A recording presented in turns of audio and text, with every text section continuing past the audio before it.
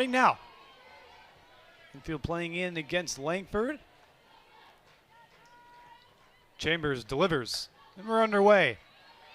First pitch local time, 3:07 p.m. Ball 1 to Indiana Langford. Went 0 for 3 in yesterday's contest. 1-0 shows bunt, drops it, and it's going to spin foul. Heads up by Bracy Rosa. McCoy at first was charging in. It looked like she was going to try and make a play on it. Rosa told her to back away, goes foul. The count goes to 1-1. And we mentioned that strikeout tally from yesterday. Michigan had 10 strikeouts in their lineup. Langford with 2 of them. So Chambers, again, trying to get that strikeout pitch working early. 1-1. Slapped down the left field line. Foul. Count goes to 1-2. Just past third base coach and head coach of Michigan, Bonnie Thole. Has had quite the history with the University of Michigan. Has been involved in the program in some form or fashion for north of 30 years. It's the 1-2 slap foul again down the third base line. And almost hugged the line there, almost hopped over that third base. But with a good view on it over there is Christina Drum, the third base umpire. Says nope. Kelly DeManu behind the plate, Megan Robin at first, and as Harry mentioned, Christina Drum, the third base, the umpires today. 1-2 high, count goes to 2-2, Chambers to Langford. Man, and right away, sunny day with those yellow uniforms. That ball kind of blends in. It does. It kind of just comes out. Must be hard to pick up. In the low 70s, couple clouds, but mostly clear skies here in Eugene. 2-2, right back to Chambers, off her glove, and it deflects to Sinicki, not in time. Langford is going to leg it out. And so the leadoff batter reaches for Michigan here in the top of the first against Stacy Chambers. Nice job just protecting the plate there. Again, she also uses that run-up style. We're going to see both lead-up hitters do that and use their speed out of the left-handed batter's box. And there you see, it works out for Langford. Langford's tied for the team lead in stolen bases with 11. Her and Conway, who's at the plate, both have 11 apiece. First pitch missing inside. 1-0 to Janisa Conway. Big Ten Player of the Week last week.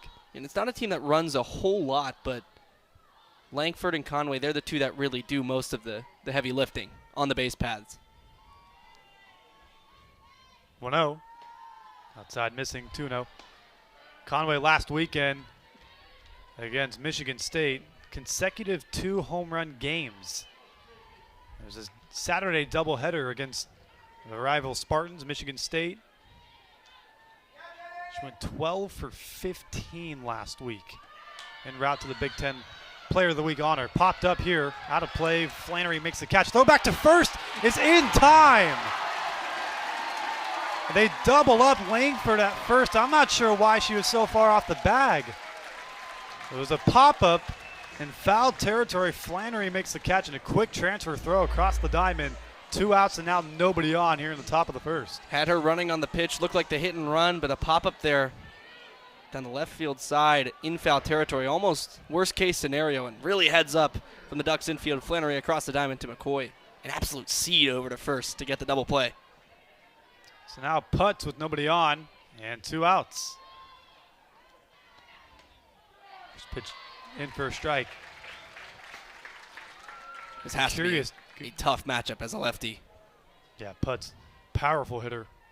Batting .425, 11 home runs, 34 RBIs on the year.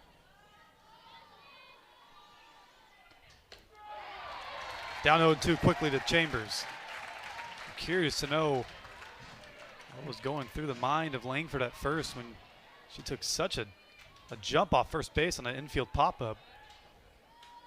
Nonetheless, it favors Oregon. 0-2 the count, 2 outs, nobody on. Chambers delivers the putts. Breaking ball in, called strike 3. So a great bounce back from Chambers after allowing the leadoff batter.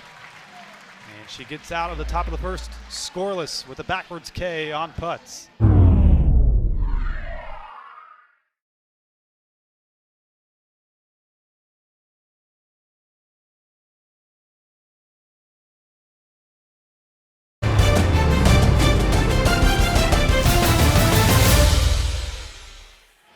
has on the season, 74 innings pitched.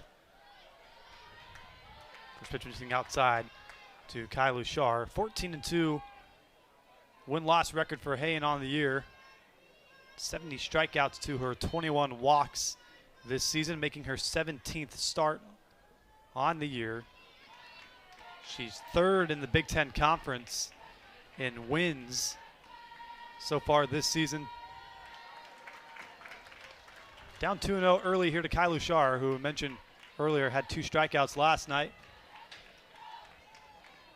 Comes into the weekend second still in the nation in stolen bases. One shy of 40. Shows bunt, pulls back. Good decision. Count goes to 3-0. The stolen bases have just been the story of the team this year. She's approaching the Oregon single-player individual record. If she were to get 2 today, she'd tie it. She's sitting at 39, the record at 41. First strike goes to 3-1 from Hayen. Hayen with those 14 wins, it's one shy of her total marker last year as a freshman. She had 15. 3-1. Missing low, and it's a walk. Leadoff walk for Kedre Luschar. And you would have to expect she's looking for that 40th stolen base rather quickly here. Oh, no doubt. I'm almost inclined to put it in my scorebook already, at least an attempt. But, of course, Valamont, Michigan catcher, not going to let her get by easily, as she did have one yesterday. Paige Sinicki hit with the first pitch. Up around the upper shoulder on the run for Oregon in a 3-2 victory. First pitch high here out of the zone.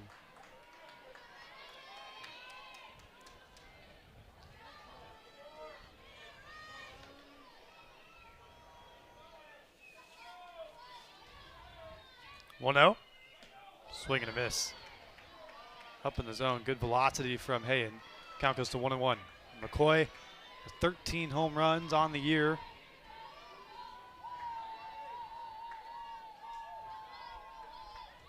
One shy of tying the freshman record in a single season. Double steal here from Oregon without a throw. Luschar advances to third, Sinicki to second. So 2 runners in scoring position, nobody out. The 2-1 count to Riley McCoy. And Valamont just couldn't handle that pitch. Got enough away. She knew she didn't have a chance with the speed on the base pads. Jam shot behind second base. It is caught there. Luschar gets back to third, and she'll stay there. Good play at second base. Aggressive swing. Saw the off speed. The first 2 pitches of the at bat. Hayen, a good job to set her up. Setting the eyesight high on that off-speed pitch. Indiana Langford, pardon me, at second base making the catch. So 1 out, Katie Flannery, the batter. Flannery got the scoring started for the Ducks last night. Yep, mentioned it in the opening. 9th home run of the year. Looks at strike 1 here from Hayen.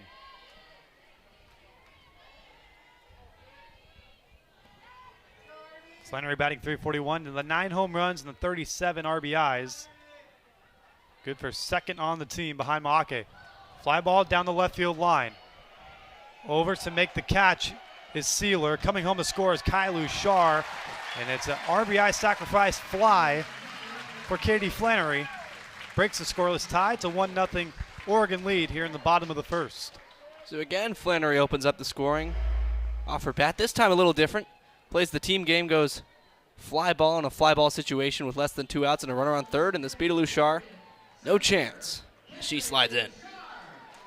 I think a wise decision as well. Sealer, pretty deep fly ball. No way really you're going to throw out the speedy Kedre Luschar at home. Gets it into third base, keeps Sinicki at second. First pitch to Kedre Luschar in the center field for a base hit. Sinicki rounds third, heading home. She's going to be in safely. 2-out RBI single for Kedre Luschar. Makes it a 2-0 Duck lead here in the bottom of the first. Bit of a head start out there. Sinicki did a good job to get off the base and read that one up the middle. And again, all that speed coming around. No shot, so the cutoff and another Oregon run. RBI number 29 for Kedre Luschar on the campaign. And Oregon jumping out early here against Michigan in the bottom of the first. Desiana Patman, the batter.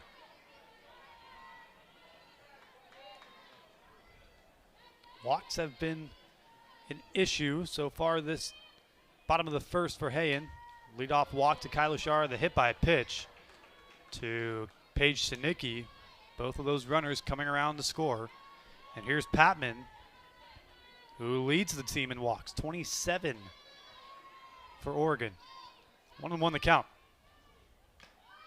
Foul tip back into the glove. Meanwhile, Kedre Luschar takes off for second. She is in safely. Tag was on the helmet just a hair too late. Count goes to 1-2. Close play. Solid throw by Valamont. Led McVeigh in there. Glove side well, but just the speed again is enough. 1-2 just missing on the outer half.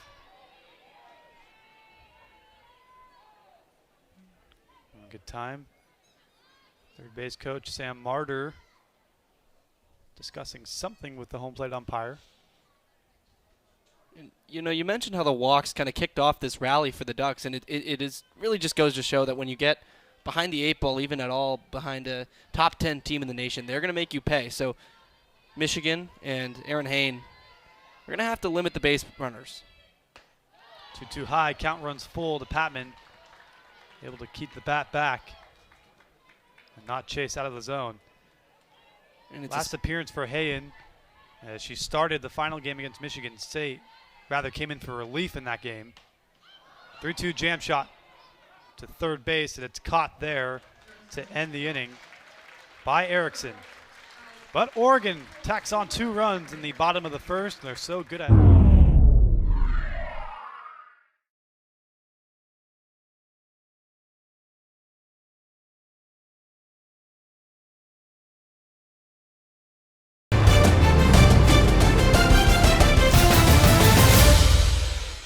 Due to time constraints, we now move ahead in the action. Katie Flannery made the catch at third across the diamond to double up. Langford at first, and then a backwards K on putts ended the top of the first. And here we are, here top of the second. Oregon leads 2-0. Stacey Chambers comes back in for her second inning of work. And misses outside to Stevenson for ball 1. This is a really important part of the lineup for the Wolverines. Stevenson and Valamont, in terms of team success against ranked opponents, they're the two that really kind of stand out. They're 5 for 16 coming into the weekend. And they were quiet yesterday compared to the rest of the team, who was just 8 for 51 at the plate. So if they can get it going, they can keep these games close. Stevenson was 0 for 3 last night, had a strikeout as well. Valmont just the same, 0 for 3 and a strikeout, so they could be thinking they're due. Well, they make up for it here. At least Stevenson does. Leadoff single into center field. First hit of the game for Michigan. And once again, leadoff batter on to start the top of the second. Hit it right back where it came. And again, just so valuable to when you can slot these players into that middle third, kind of bridging into the late third, and where you can get on base, just jam up the base paths, because when traffic happens on the base paths, that tends to add some chaos to things. So now Valamont, the catcher, looks to strike one from Stacey Chambers.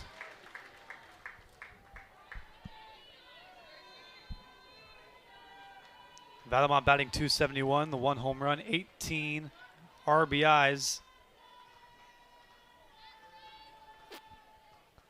Shows bunt, and it gets behind Rosa to the backstop. The wild pitch allows Stevenson to advance to second.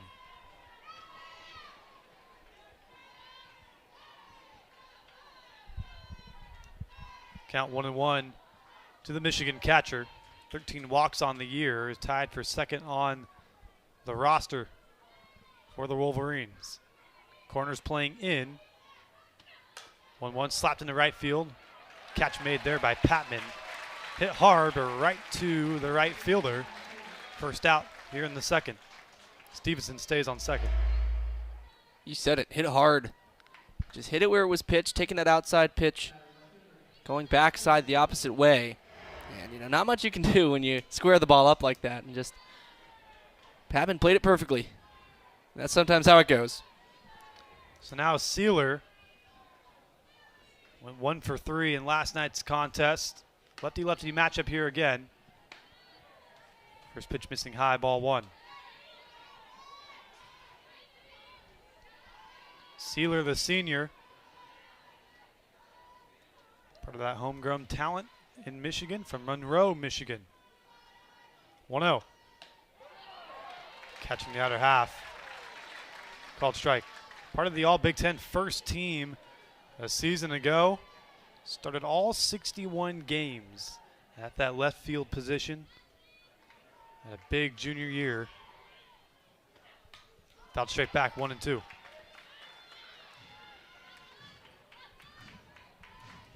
Had all sorts of career highs last year, including 341 batting average. She's carried that into her senior year, batting 330 coming in to this Saturday. 1-2. Fly ball, right field. Patman there, comes in to make the catch, and Stevenson has to stay on second base. So a couple flyouts recorded after the leadoff single for Chambers. 2 gone, top of the second. Another good job of mixing up the velocity from Chambers from the left side on the mound. Showed some heat early in the at-bat. Slowed it down, and she was out in front. So Patman now with 2 plays in this inning. Perhaps waiting for a third. So now Maddie Erickson. And we'll get a stoppage here. Head coach Melissa Lombardi is going to come out of the Oregon dugout and meet with her infield in the circle before the at-bat to Erickson. Elise Sokolsky is, in fact, warming up in the pen for Oregon down the left field line. Quick meeting in the circle as Coach Lombardi jogs back. Maddie Erickson, the batter. Talked about her in the open. She, as well as part of the All Big Ten first team last year, had 19 multi-hit games, had a team-high 352 batting average. Hasn't had quite the same success this year.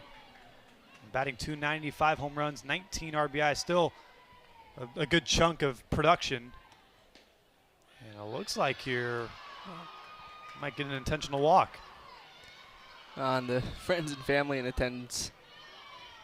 Not gonna love this one, but hey, it helps the on-base percentage, and it shows that, you know, she's made the impact that she's a player that they're not going to want to pitch to here early on with a runner in scoring position. I think that's exactly right. A player like Erickson, who we know has that firepower in her bat, to be batting in the bottom third of the order here, and a sign of respect from Oregon. So intentional walk with 2 outs. Brings the double play into factor here. Runners on first and second, force play at any bag. And it is a wise move. I mean, Ramey and McVeigh had some trouble last night against Lindsey Grine.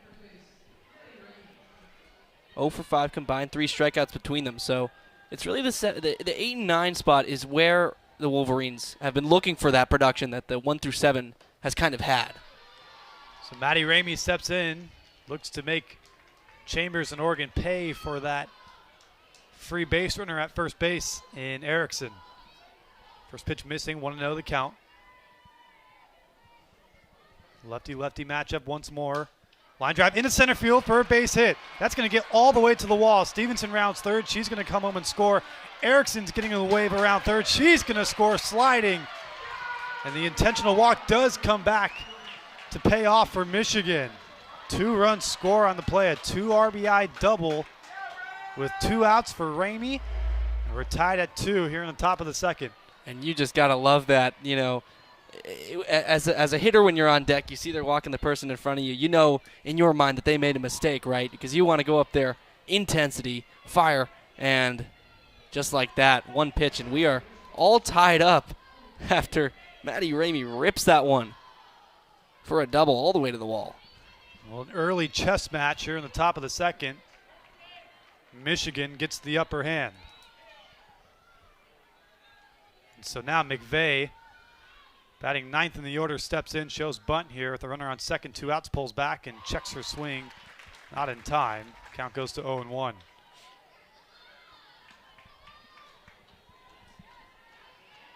McVeigh, batting 173. 6 RBIs. Not a whole lot of pop in the bat. Just trying to get on base here. Swings, lifts one down the left field line. Kedre Luschar in foul territory. Makes the catch for the third out. But Michigan ties the game back up at 2, courtesy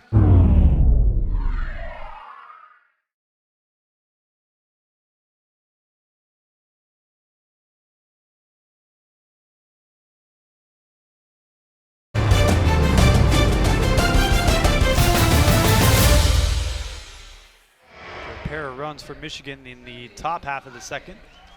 Stephanie Maake will lead off for the Ducks. She has been red hot at the plate for Oregon as of late. 7-8-9 due up here for Oregon. Maake was co-freshman of the week in the Big Ten for her week this past week. Had 3 consecutive multi-hit games coming into this weekend. Last night, going 0 for 3, did have an RBI, but 2 strikeouts.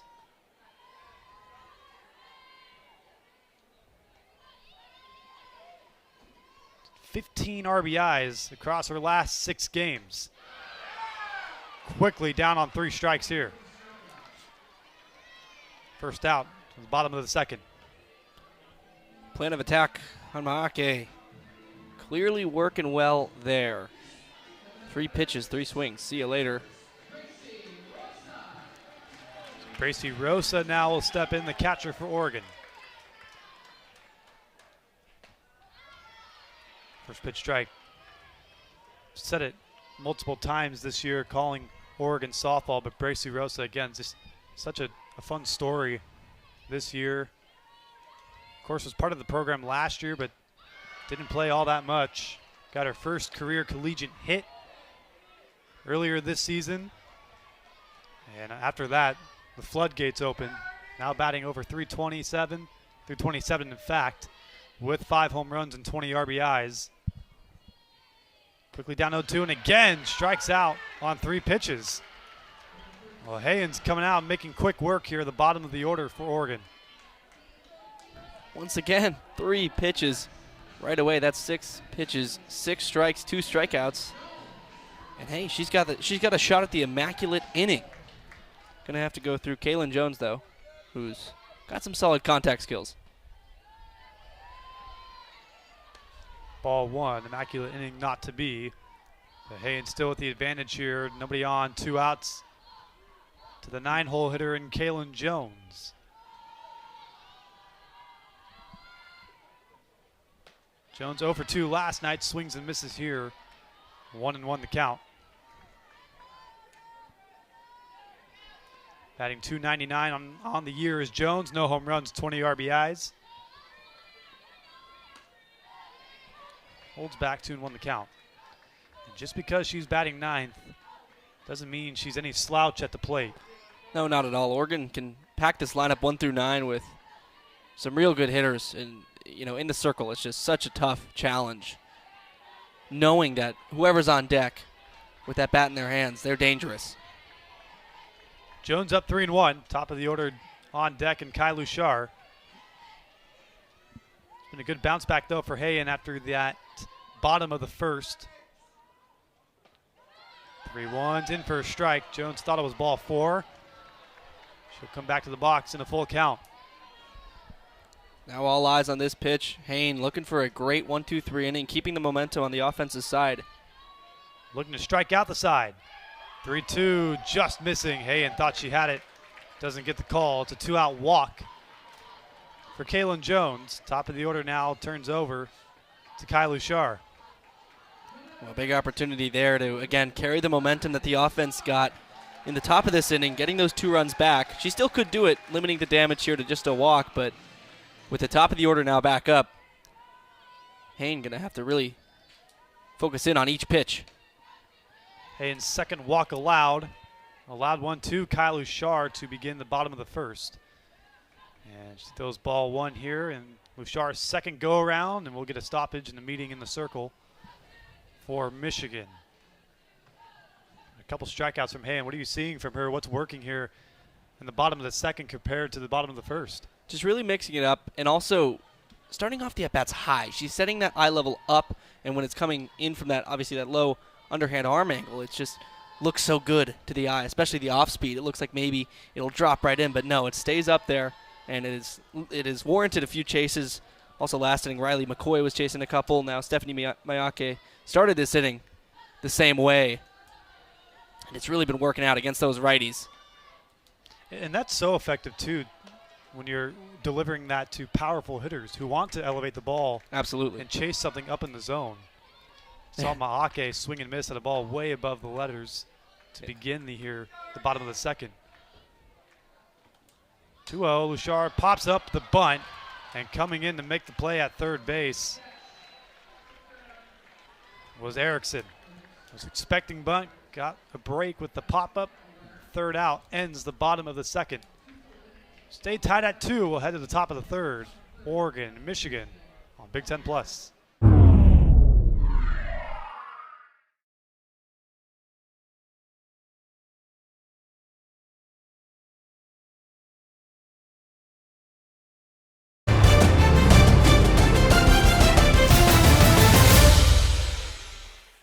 Low 70s, light breeze. It's beautiful. Perfect day for softball in the Big Ten. Michigan so far has been treated to their first ever trip to the state of Oregon in program history this weekend. Been treated nice weather, and they're going to get out of this weekend if everything goes as scheduled today with a clean weekend of weather. Throw across the diamond in time, but Riley McCoy was off the bag at first. So Langford beats it out. It's a ground ball to Paige Sinicki at shortstop. Made a nice play, but McCoy just couldn't find her footing. Yeah, a little high throw, McCoy. Good job to still keep it from going into the opposing dugout. But you mentioned Michigan coming all the way over to Eugene. It's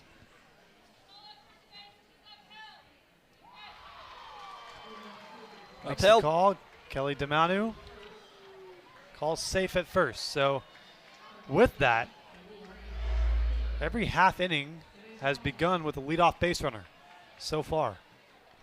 And the throw certainly in time. As you see one more time, Indiana Langford stretching that right leg out, getting on there. So an E6 to Paige Sinicki.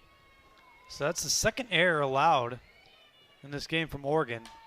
There's a comebacker back at Stacey Chambers in the top of the first that deflected off her glove and allowed Langford to reach. Langford both times, to reach on both two errors. Here's Janisa Conway, center fielder for Michigan. Flied into that pop-out double play in the top of the first. Not really of her fault. Langford was thrown out at first after the catch made by Katie Flannery at third base in foul territory. 1-1.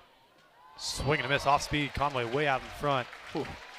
1-2. Nearly came out of her shoes. A violent swing there. Great time for Chambers to bring in the off speed, pull the string. It's Conway not swinging for a single. 1-2 in the dirt. Good block by Rosa, but Langford's going to take off for second and get in there safely. So runner in scoring position now. Nobody out. It's a 2-2 count to Conway. Again, mentioned Big Ten Player of the Week last week, going 12 for 15 in the games with the one against Western Michigan and then the series against Michigan State. Yeah, 4 home runs over the span of a doubleheader, 2 in each game. I mean, we saw one hit one to the backside. Line drive to right field. That's headed for the scoreboard. It's over the scoreboard. And right on cue, the home run power on display for the folks in Eugene to see. 2-run home run for Conway. It's a 4-2 Michigan lead their first lead of the game here in the top of the third. And with that swing, she wants back-to-back Big Ten Player of the Week awards. She knew it was going right off the bat. Big smile down the first base side, and that one off the very top of the scoreboard, showcasing that power. Mentioned it right before the pitch. She went backside yesterday the opposite way to tie the game late on a line drive, but this one was just a tape measure shot, putting Michigan up 4-2. Yeah, about a strikeout an inning and just one walk every 7. So that ratio is really looking strong for Elise Sokolski, and she's coming off of what is nothing short of her best start of the season. Went complete game shutout, or complete game rather. There was a run, but just a one-hitter. Won an inning and 2/3 last night. We have 1 hit, no runs, 2 strikeouts en route to the Oregon victory. They're going to ask her to probably go at least 3 innings here, knowing that they need to play another game right after. 1-2. Check swing by Putz. She went around, called strike 3. 1 batter, 1 strikeout for Elise Sokolski. Such a versatile pitcher. Also has 14 starts this year. Has been effective as a starter, but in games like this where you're down early and you have to come into relief early, but then also games like last night where it's a close game, she comes into relief late for Lindsey Grine and shuts down Michigan to hold on to the 3-2 victory. And it was really big pairing her off of Lindsey Grine, who was really, really strong, but then kind of third time through the order, Michigan started to pick up a little bit, so she ended up mixing in the off speed a little more, fastball, and then it went to Sokolski, who locked it on down. Ella Stevenson, ball in the dirt. And I wouldn't be surprised to see Oregon pitchers rather take a similar approach to what Grine did just a day ago. Stevenson had a leadoff single in the top of the second. Rips one down the third base line. Foul. Count goes 1-2. That home run from Conway was on a frozen rope to right field. I had said it was going for the scoreboard. It went over the scoreboard. And you could feel it reverberating around the stadium. The fans all buzzing about it. 1-2 fouled again.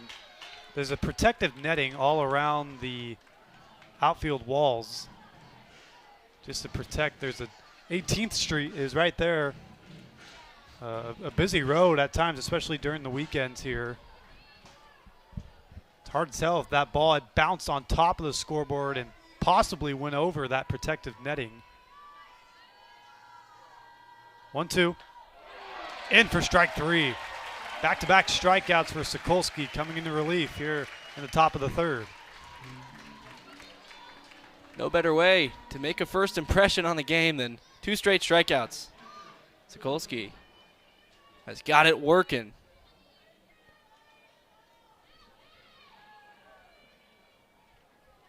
Now 85 strikeouts to her 19 walks on the year. 2 outs, nobody on. There's a chopper. Kaylin Jones at second. 1 pitch for the third out to Valamont. 2-run home run, Janisa Conway. For the second night in a row, she goes deep. And it's given Michigan a 4-2 advantage. We'll head to the bottom of the third. Michigan on top of Oregon here on Big Ten Plus.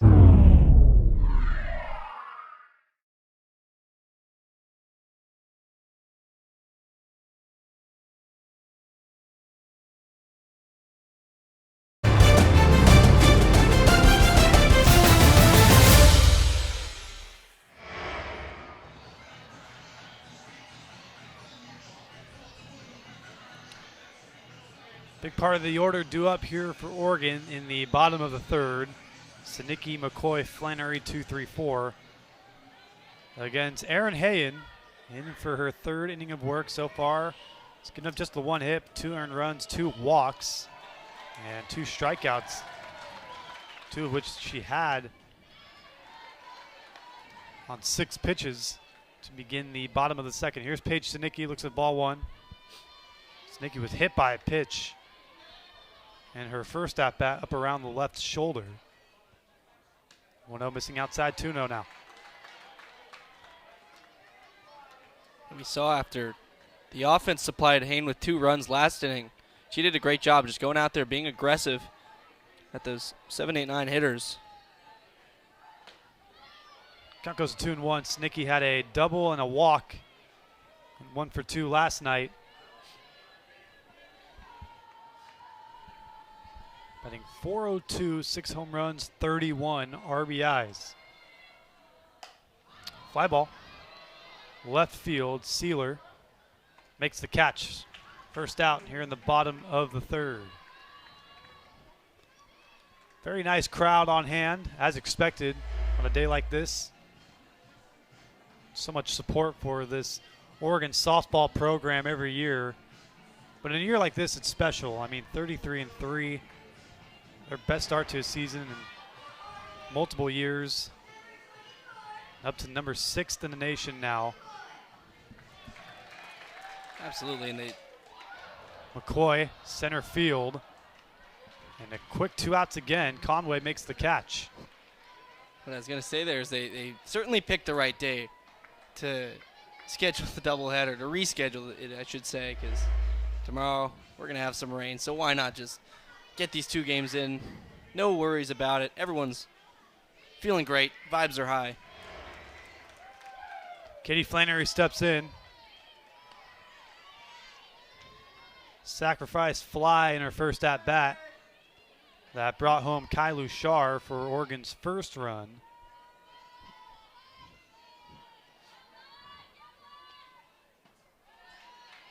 No missing down. Flannery has those 6 home runs in her last 11 games. The staple at third base for Oregon. 2-0 inside, catches a piece from Hayen. If Oregon she gets to one more, she'll be reaching double digits on the season to join Riley McCoy and Stephanie Miyake as Oregon hitters with 10-plus home runs. And ripped foul well out in front. this would be just the second time under Melissa Lombardi that 3-plus players would have double-digit home runs. So she's certainly a candidate for that. Also, Des Patman with 7. Oregon comes into the day 3rd in the Big Ten Conference, right behind Northwestern and UCLA.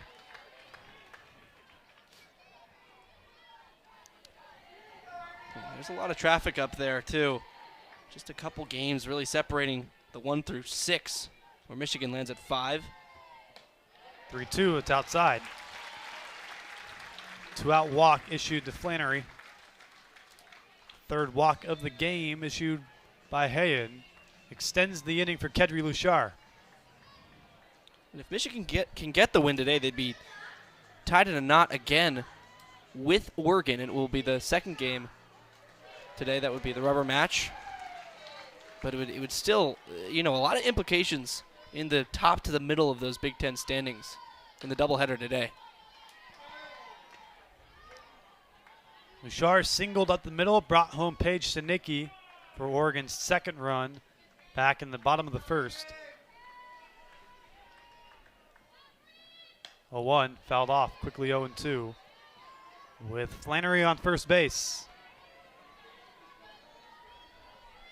Some activity in the Michigan pen, but Hayen's been rolling along pretty smoothly ever since that 2-run bottom of the 1st. Up 0-2. Half-hearted swing by Luschar, and she's down swinging to end the 3rd. To the top of the 4th we go. Michigan on top, the number 6 team in the nation. 4-2 lead here on Big Ten Plus.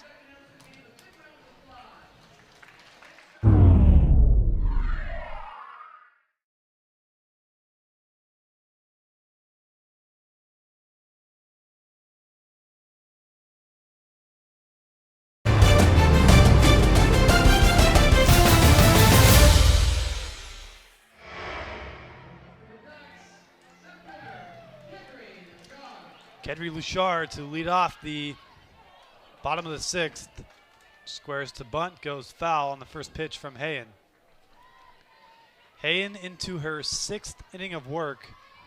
Keep in mind, she does not have a complete game this year. She has started now her 17th game, but no complete games. She's thrown a lot of pitches now, north of 80 in fact, here in the bottom of the 6th. She's really been outstanding after that tough first inning. Line drive to center, right at Conway. Out number 1. Hit well by Kedre Luschar, and she knows it. Just right at the center fielder. Tiziana Patman will be the batter. And man, again, just another good solid swing. Saw one from Katie Flannery earlier where it's just, you hit the ball well, you square it up, and just goes to where they're playing, and it's a kind of a push and pull that we see in these diamond sports. Now Patman. 0 for 2 today. Fly out and a strikeout.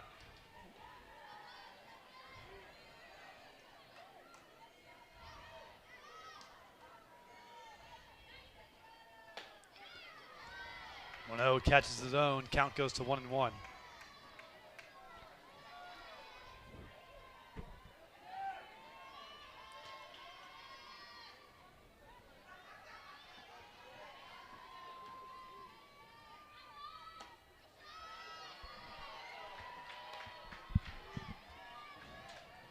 Four strikeouts today for Hayen so far to her 3 walks. Oregon's put a lot of balls in play, but just 3 hits only to their credit. And both runs they have came way back in the bottom of the 1st. And now they haven't struck out in 9 straight batters, so it's been a full trip around the order that's been either in play, getting a base hit, or taking a walk, or hitting into an out. So they're starting to catch up to the stuff of Hayen, and she's starting to get up towards 90 pitches, so that arm maybe starting to get a little fatigued. We'll see if they can take advantage. But she's been fantastic. 2-2's popped up. This should get out of play. It will, just past the Michigan dugout. Keep in mind, Oregon came into this weekend. Their past 3 games, they were outscoring their opponents 50-4. 5-0. It's been those 2 games against Rutgers and a midweek contest against Oregon State up in Corvallis. Absolutely high-powered offense, and not the first time we've seen them put up. High fly, center field, Conway makes the catch, out number 2. 2 outs for Conway here in the bottom of the 6th. And I was going to say there, it is not the first time we've seen them put up those type of numbers. It started the season off scoring just about 75 runs over their first 4 games. So it's a team that can really, really get hot with the bats, and when they are, they just go off. So clearly that was the challenge coming into the weekend, one of many for Michigan. Yeah. But they have answered that question. 3 runs last night, just 2 given up by Hayen so far. Ayana Shaw will get in that bat. And this is a Duck team for Stephanie Maake. A Duck team, 4 20-run games this season, and they only have 7 all time. So up in the zone, 0-2. Shaw batting .414.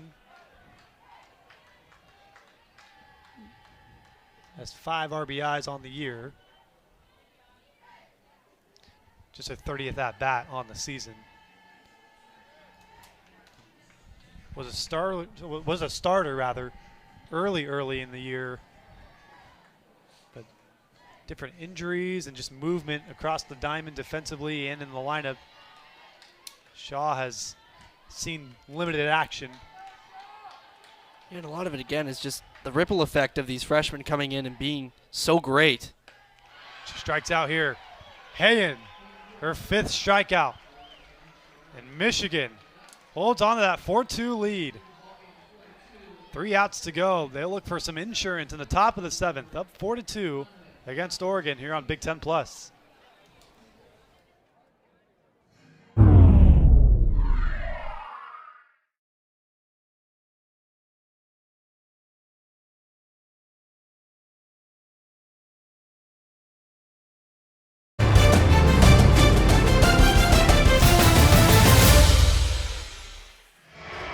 Michigan looking for insurance to add on to their 2-run advantage over the number 6 ranked Oregon Ducks on their home turf.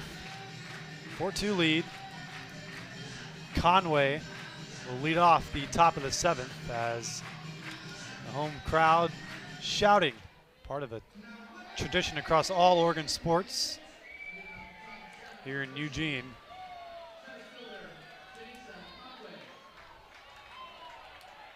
Conway had that loud 2-run home run back in the 3rd inning.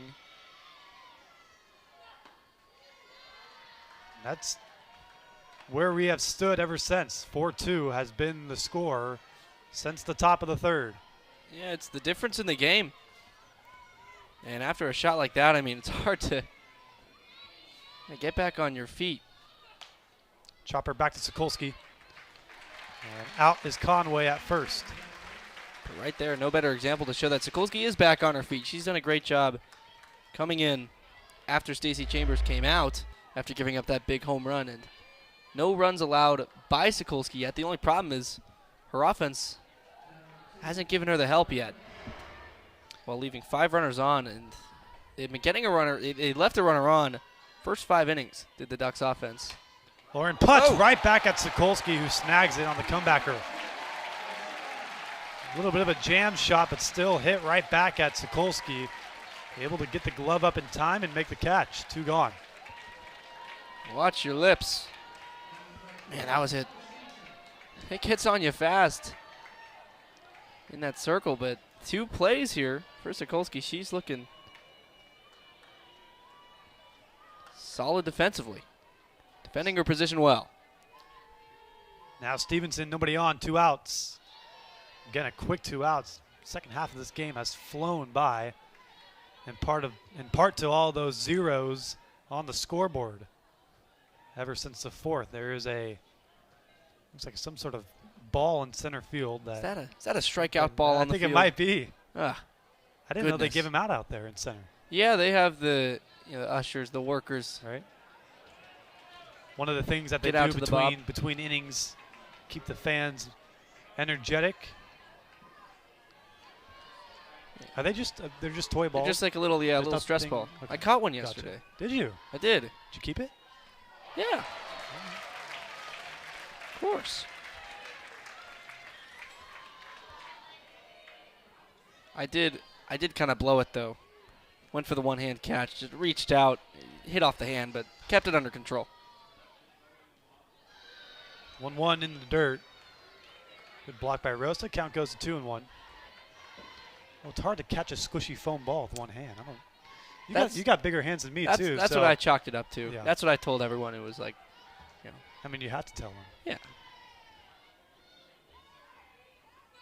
2-1, popped up.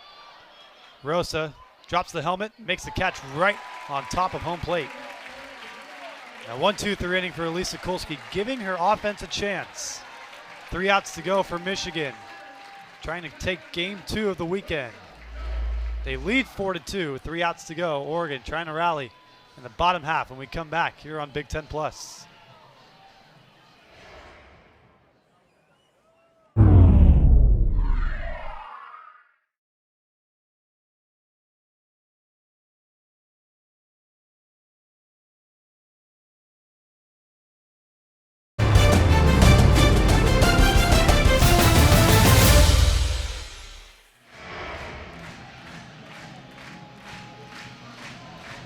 Getting loud here at Jane Sanders Stadium.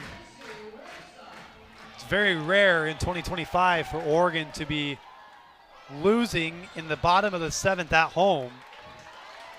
Meanwhile, first pitch to Bracy Rosa hits her.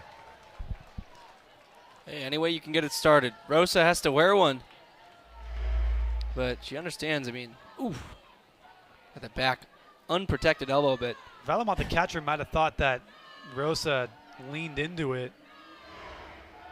Bonnie Fold comes out, and I think she's also going to argue that case. It hit Rosa's right elbow. I don't think it was intentional, but they're going to take a second look down the left field line at the monitor. based on first glance, I don't think it was intentional. It's part of her motion to load forward and bring those arms forward.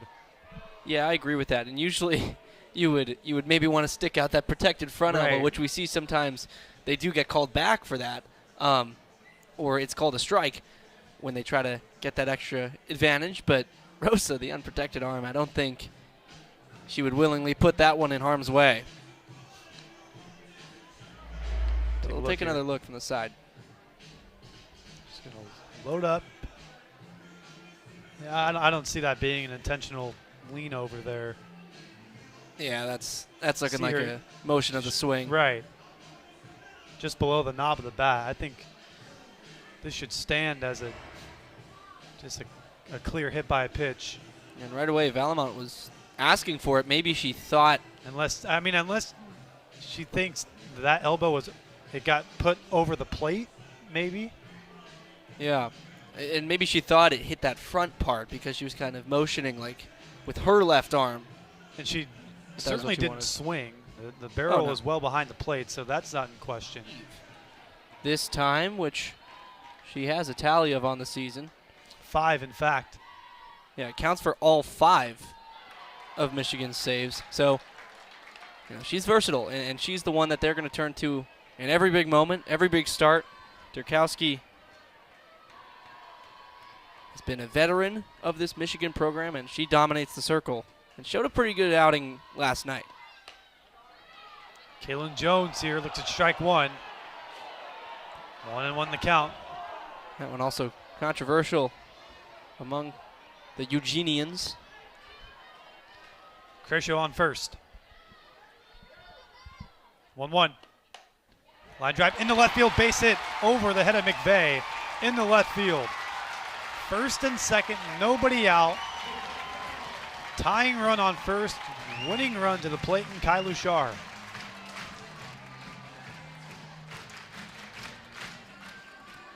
And this is a big moment where we might see Luschar think about a sacrifice bunt, but if she's able to place it well enough with all that speed, could very well make it to first.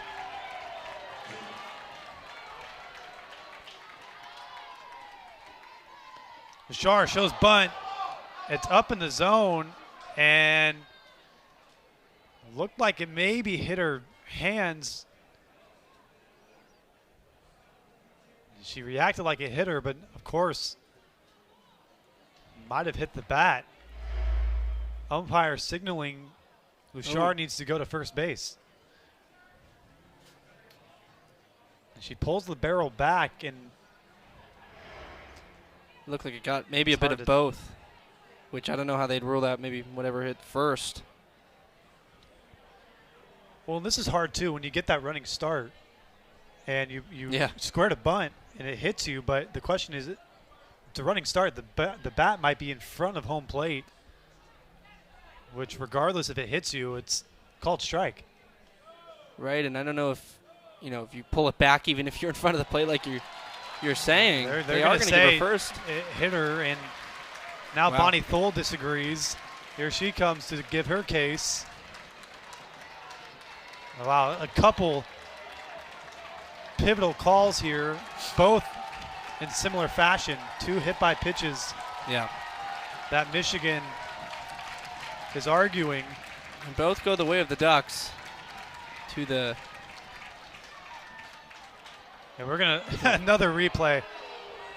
About the 4th time or so we've gotten one in the second this inning.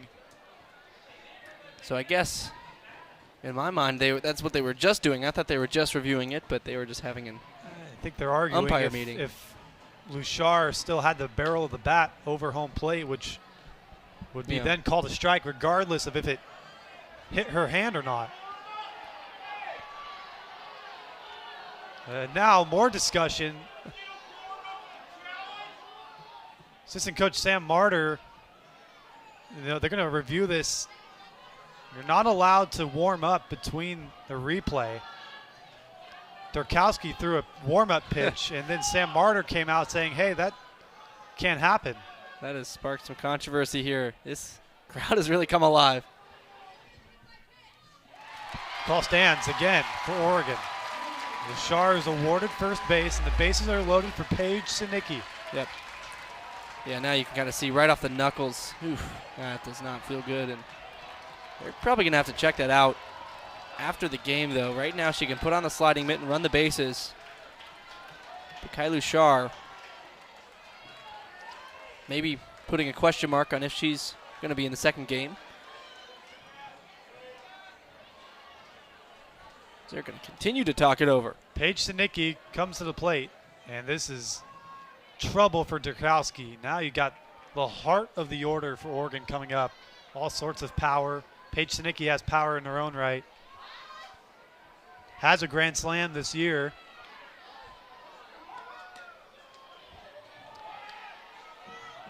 Well, they will allow some warm-up. Yeah, this is really interesting. And it gets a rain of boos from the home crowd.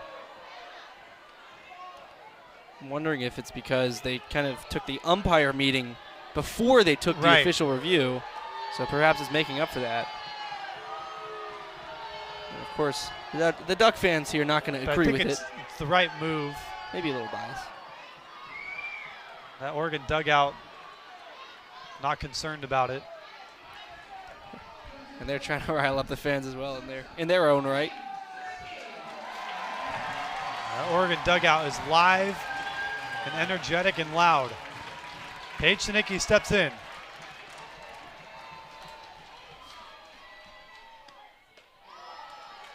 First pitch away. 1-0 the count. You feel the energy radiating through the stadium. Yeah, and all of a sudden this dormant offense, last 5 innings putting up zeros. It's getting exciting. Sinicki looks at strike one off speed from Durkowski. Yeah, some nice glove side break there from Durkowski. Saw it be pretty effective last night. And now two straight to Sinicki to start this at bat. 1-1 on the zone.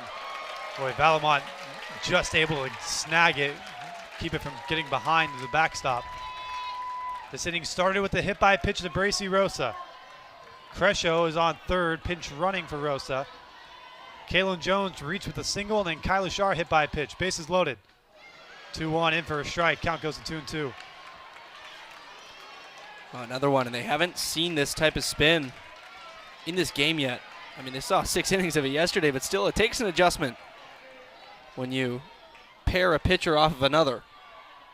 Oregon had a walk-off victory 2 weekends ago right here against Illinois. 2-2. Line drive foul, ripped to the concourse down the left field line. Sinicki all over it. Wow. You talk about how daunting this could be for Durkowski. Sinicki, who's got power, just showed it off right there. But then you got Riley McCoy, 13 home runs on the year. Katie Flannery had one last night off of her. On deck coming up. 2-2. Little cue shot coming home to score as Crescio throw to first is in time by a half step. Good play by McVeigh. It's a 4-3 Michigan lead.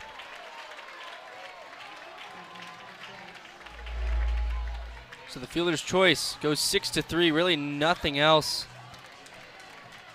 McVeigh could have done over there at short. And the speed of Sinicki almost beat that one out. Well, Sam Martyr might want another review.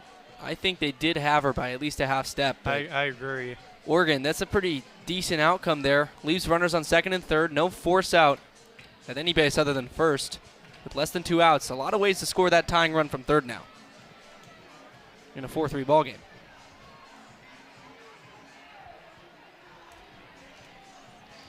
And Sinicki just doing a good job. Any way you can, get that RBI. And in a game like this, you might question and not be enthused by all the stoppages, but when it's a tight game as close as this one in conference play between two really good teams, especially in Michigan's case, trying to get a road victory against the number 6 team in the nation, you have to make sure every call is called accurately. You see it in any sport. You see it in basketball, men's or women's, all the time. All sorts of reviews. You see it in football and baseball late in the game. You have to make sure you get the calls right. And again, we're going to get another review. As you saw just a moment. I'll take a look here ourselves.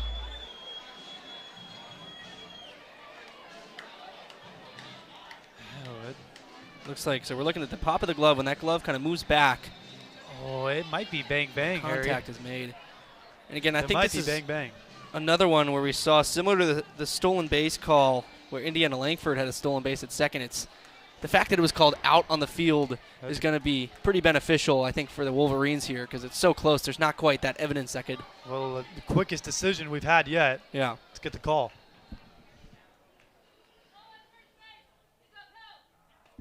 So a call goes in favor of Michigan this time. Out is the call at first. So second and third, one out, bottom of the seventh.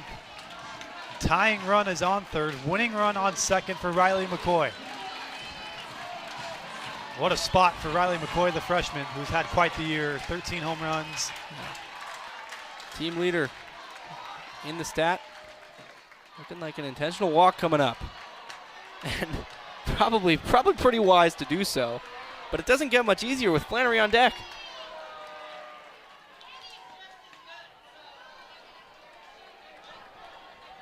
Yeah, this is, this goes back to what we saw in the top of the second. Oregon did the same thing. They intentionally walked Matty Erickson, which then Matty Ramey, the ensuing at bat, drives in a 2 RBI double.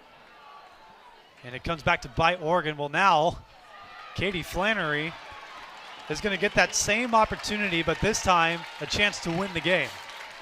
And again, you mentioned it. She homered yesterday against Urkowski. And overall, just one of the top performers of the offense yesterday. Went 1 for 3. That home run was the only one she had, but Reagan Legg, it looks like it's going to pinch run for Riley McCoy at first base.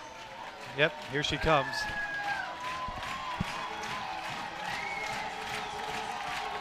And this is just game 1 of 2. We have another one coming up roughly 30 minutes or so following the conclusion of this game. And if it's anything like this one, we're in for a treat. no doubt about it. No doubt about it. And going to have a quick meeting on the mound here. But again, you can't, I don't think you can really disagree with, intentionally walking Riley McCoy, the powerful hitter, arguably the most powerful hitter in the Oregon lineup. You create the force play anywhere with one out. You could come home with it. You would expect the infield to play in here against Flannery.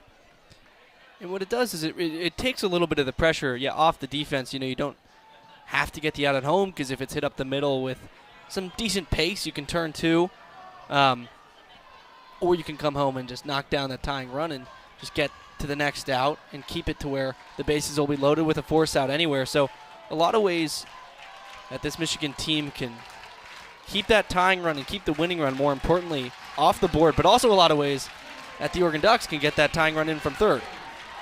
Flannery had a sacrifice RBI fly out back in the first. If she does that again, it would tie the game. First pitch strike. Nice breaking ball again, showing it early in the count. 0 for 1 today with that sacrifice fly, a walk also. She grounded out in her previous at-bat.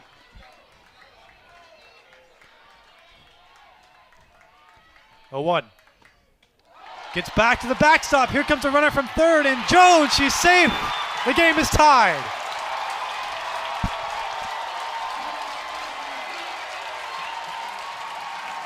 And well, we mentioned there were a lot of ways for that run to come home from third. That's one of them. Well, now the winning run on third. Wild pitch, winning run moves to third. And right on it from third. We had seen a couple close calls. Valamont had snagged a lot of high pitches since Durkowski's comes in, but she couldn't do that one. And Caitlin Jones, a fantastic read. I'm a little surprised they're going to continue pitching to Flannery. But right. Well, now you're up ahead, 1 and 2. You might as well try and get her to chase out of the zone maybe here. But now you need that strikeout. 1-2. And she gets it. She gets it. There's 2 gone here in the bottom of the 7th. We are tied at 4. A winning run at third for Kedre Luschar. Man, speed has killed for the Oregon Ducks today in game 1. Her sister, Kai Luschar, at third base. Reagan Legg on second. Off speed catches the outer half for a strike. Durkowski is battling hard. This inning began with Hayen, the starter.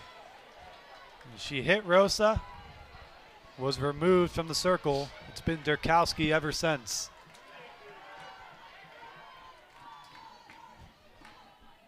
A 1. Misses away, 1-1 the count. They tried to backdoor that off-speed breaking ball. And if you're Durkowski, to get that chase pitch and Flannery to bite on it and come up empty, really seems like a bonus for Durkowski. Now you got 2 outs. Certainly, but now Kedre from the left side, that pitch is going to be breaking into her instead of away. Ground ball back up the middle, in the center field, a base hit. Oregon's going to win the game. Kai Luschar scores. Her sister Kedre walks it off for the Ducks. 5-4, Oregon beats Michigan in game 2 of the series.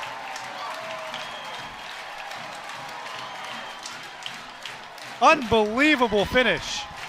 What a win, what an inning.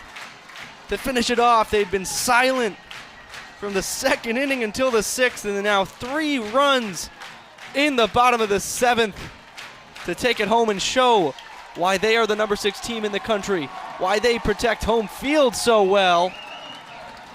And your final score, Oregon 5, Michigan 4, in a close walk-off victory.